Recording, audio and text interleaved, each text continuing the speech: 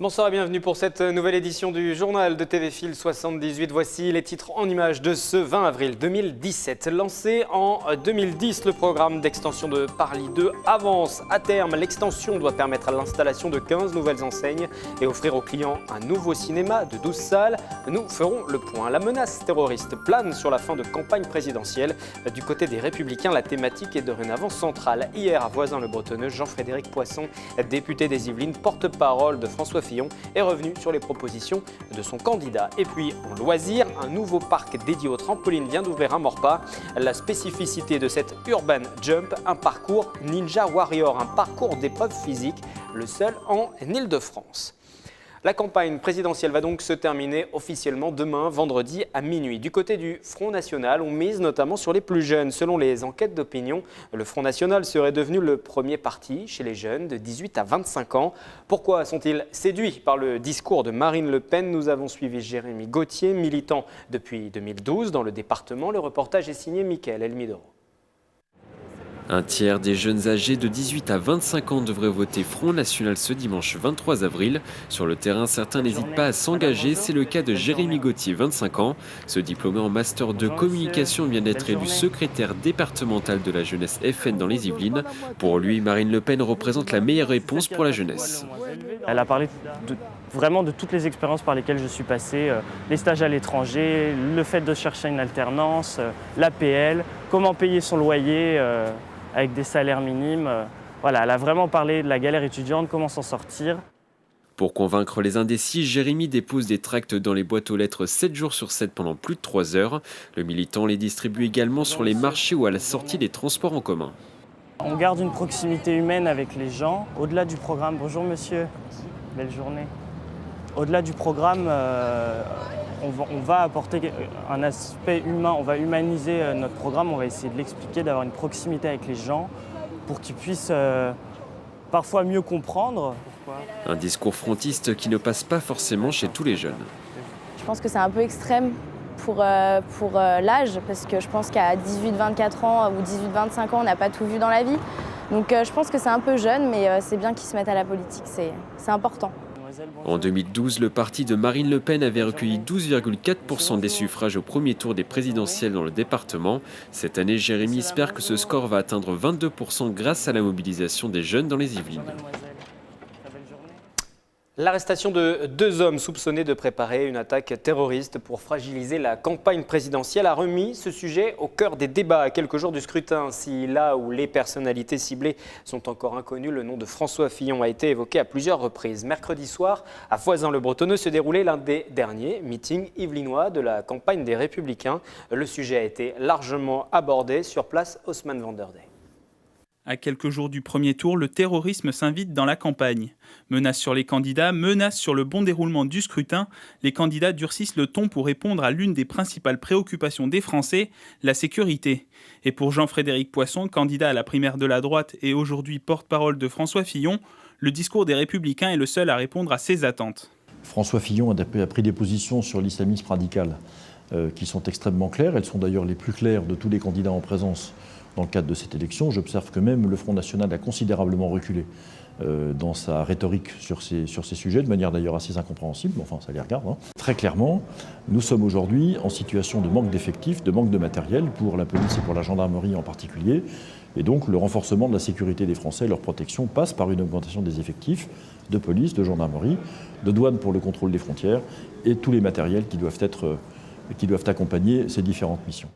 Lors de cette réunion publique à Voisins-le-Bretonneux, un autre député des Yvelines, Pascal Thévenot, est aussi venu porter le programme de son candidat dans ce domaine. Il constate effectivement une demande forte de la part des électeurs. En général, ce qu'on nous demande dans les réunions publiques, c'est parler de la famille, de l'emploi et de la sécurité. Mais là, c'est même le maire qui parle. C'est vrai que j'attends beaucoup d'avoir retrouvé un état de droit où chacun connaît ses devoirs. Tolérance zéro, impunité zéro, François Fillon envisage entre autres d'abaisser la majorité pénale à 16 ans. Liant la lutte contre le terrorisme à celle contre le totalitarisme islamique, il entend aussi déchoir de leur nationalité les combattants partis à l'étranger. Autant de propositions qui, selon un récent sondage Elab, ne le plaçaient néanmoins qu'à la 3e place des candidats les plus crédibles en matière de sécurité, derrière Marine Le Pen et Emmanuel Macron. On quitte la politique et nous partons au Chesnay où se trouve l'un des premiers centres commerciaux de France. Inauguré en 1969 par l'I2, est en pleine rénovation depuis 2010. Après avoir construit une sortie sur la départementale 186 avec de nouveaux parkings, la structure vient de lancer la dernière phase de son chantier, une extension avec de nouveaux magasins. Livraison programmée pour la fin de l'année. C'est le point final d'un projet à 250 millions d'euros débuté en 2010. La rénovation du centre commercial par l'I2, implanté au Chesnay depuis 1969, est dans sa dernière phase.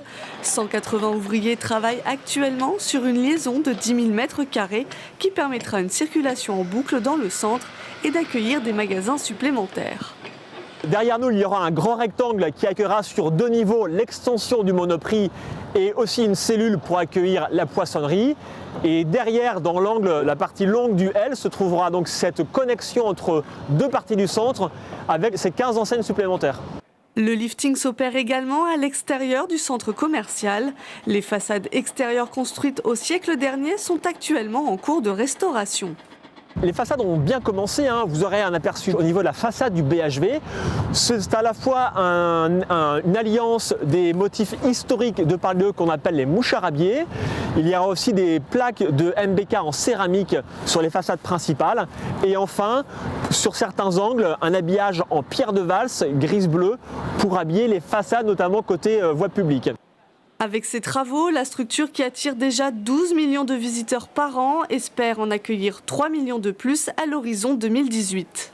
Redonner en fait à Paris 2 son rayonnement régional et aller capter une clientèle allant de Paris 16e en passant par Saint-Germain-en-Laye, Jouy-en-Josas, Montfort-l'Amaury, par rapport à une concurrence totalement renforcée avec un Beaugrenelle, un Vélizy, un Plaisir à Saint-Germain-en-Laye. Donc voilà, fort de cette rénovation des parties communes, des parties extérieures, des façades et de cette offre supplémentaire de 15 enseignes supplémentaires, on est vraiment armé pour les prochaines décennies. L'inauguration officielle est programmée pour la fin novembre. Paris 2 proposera à partir de cette date 117 000 m² de surface commerciale et plus de 200 magasins.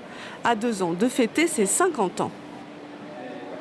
Un autre chantier, c'est à Plaisir à présent où 80 logements vont voir le jour. L'ancienne gendarmerie va les accueillir. Le bâtiment vacant depuis 2004 appartenait à l'État. Il accueillera 9 logements. Les autres seront construits sur le terrain d'1 hectare attenant au bâtiment militaire. C'est le promoteur Crédit Agricole Immobilier qui va mener ce chantier. Livraison prévue pour le début de l'année 2020. On écoute la maire de la commune. Il y aura à la fois 50% de logements sociaux, moi je préfère dire des logements aidés, puisqu'aujourd'hui vous savez qu'énormément de population française peut accéder aux logements sociaux, surtout les jeunes. Nous avons aussi ce respect du maintien des 25% de logements sociaux sur l'ensemble de la collectivité. Aujourd'hui nous sommes entre 25 et 26%, donc dans toute mise en place de nouvel habitat sur la collectivité, il est important de gérer cette intégration des logements sociaux pour garder notre équilibre des 25%, en sachant que nous souhaitons qu'il y ait une mixité dans l'habitat, parce qu'aujourd'hui, il n'est plus question de faire des quartiers sociaux entièrement. Propos recueillis par Mélanie Poquet. Du sport à présent avec un tournoi UNSS de handball qui était organisé mercredi à Plaisir. Le lycée Jean Villard de la commune a affronté à cette occasion le lycée de l'Académie de Paris et puis un autre également de Créteil. L'école est une habituée de ce tournoi. Elle s'est déjà qualifiée en 2012 pour les championnats de France UNSS. La meilleure équipe cadette du département a-t-elle à nouveau réussi un tel exploit? La réponse. Le titre de champion interacadémique de handball s'est joué ce mercredi 19 avril à Plaisir. L'association sportive du lycée Jean Villard recevait au gymnase Nicole Hassler les lycées de Paris et de Montereau. Objectif, décrocher une qualification pour les championnats de France UNSS. 12 élèves plaisirois actuellement en seconde et en première ont participé à la compétition. Je trouve que là, le niveau il est moins élevé qu'en club quand même, mais il reste quand même bon. Sur l'équipe de Paris, on est un peu au-dessus, physiquement aussi. Mais sinon, après, tactiquement, ça joue bien. C'est assez important quand même si c'est un championnat qui est moins fort que ce qu'on pratique en club. C'est quelque chose qu'on tient à cœur parce qu'on est des compétiteurs et on veut absolument gagner. Ce tournoi est aussi l'occasion de mettre en pratique les 2 heures de cours dispensées chaque mercredi depuis début septembre dans le lycée. Moi, je suis dans le questionnement, je les fais réfléchir sur le jeu, je les fais intervenir dans les temps morts, je les fais intervenir à la mi-temps pour avoir leur ressenti, savoir ce qu'il faut changer, etc. C'est pas moi qui donne toutes les informations. J'essaie de les mobiliser au sens tactique et réfléchi du jeu pour qu'il y ait un vrai apprentissage, quoi. L'équipe de Plaisir a finalement terminé 2e après sa défaite 23-9 contre le lycée Montereau. Un classement qui leur permet d'accéder au championnat de France UNSS. La compétition devrait se dérouler fin mai à Limoges. Ouvert depuis le 25 mars dernier à Maurepas, l'Urban Jump propose des activités autour du trampoline. Un espace ludique, notamment pour s'amuser en famille. Nicolas Dandry a suivi la famille Boussaïd, le reportage. Si le combat semble déséquilibré contre son fils Elias, le duel contre Sophia, sa fille, semble plus compliqué pour Linda. J'ai réussi à tenir l'équilibre parce que je suis plus costaud, mais ils ont tenu aussi. Hein. Ils ont réussi à me faire tomber une fois. Et je t'ai quand même fait tomber. Combien de fois? Une fois. Et tu m'as fait tomber une fois aussi. Oui. Yazid et Linda sont venus avec leurs 2 enfants pour passer une matinée à l'Urban Jump de Maurepas. Plusieurs activités, dunk, free jump ou encore un parcours Ninja Warrior, un défi relevé par Sophia. J'ai fait le parcours, j'ai fait l'élastique, j'ai fait les paniers de basket, j'ai fait des saltos sur le trampoline, j'ai sauté au trampoline, j'ai joué là-bas, j'ai sauté de là-haut. En plus, c'était le moyen de passer un moment en famille avec les enfants, dans un cadre qui est assez ludique, qui est assez nouveau. Et surtout les trampolines, c'est un truc qui est super sympa, quoi, et on n'a pas l'habitude d'en faire. C'est justement en constatant cette demande qu'Aurélien Guillot a ouvert ce centre le 25 mars dernier. Ancien trampoliniste du club des Clés-sous-Bois, il a dû arrêter suite à plusieurs blessures. Aujourd'hui, il vit sa passion autrement. Quand le concept est arrivé il y a un peu moins de 2 ans maintenant en France, c'est vrai que je m'y suis tout de suite intéressé. Et voilà, j'ai tout de suite cherché à développer cette activité-là. J'avais déjà une activité à côté que j'ai cédée pour pouvoir faire cette activité-là. Après ces efforts, la famille Boussaïd peut rentrer à la maison avec des bons souvenirs en hauteur. Culture pour refermer ce journal avec un spectacle à découvrir les 21 et 22 avril. La ferme des animaux. Lors d'une révolte, les animaux chassent les fermiers pour créer leur république. Le classique de l'écrivain britannique George Orwell retrace l'arrivée de Staline au pouvoir. L'œuvre est revisitée par la compagnie Incoda et la jeune troupe de la ferme de Belle-et-Basse. C'est donc à découvrir les 21 et 22 avril. Lundi, nous vous proposerons une édition spéciale consacrée aux résultats de l'élection présidentielle. Rendez-vous à partir de 18h et pour les premiers chiffres dans les Yvelines. N'oubliez pas également nos réseaux sociaux dès le dimanche soir à partir de 20h. Très belle soirée. Demain vendredi, vous avez rendez-vous avec Nicolas Kirillovitz pour une nouvelle édition de l'Hebdo.